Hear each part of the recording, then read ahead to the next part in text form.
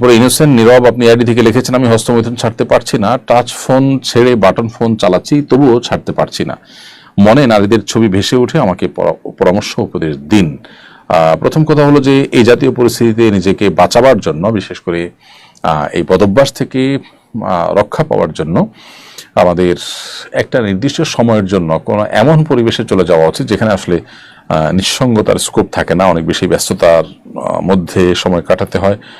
নির্জনতার scope খুব বেশি থাকে না, অতএব নিজে এই গুনাহ থেকে বাঁচার এক্সারসাইজটা সেখানে খুব ভালোভাবে হয়ে যায়। তো এরকম পরিবেশ বা এরকম পরিস্থিতিতে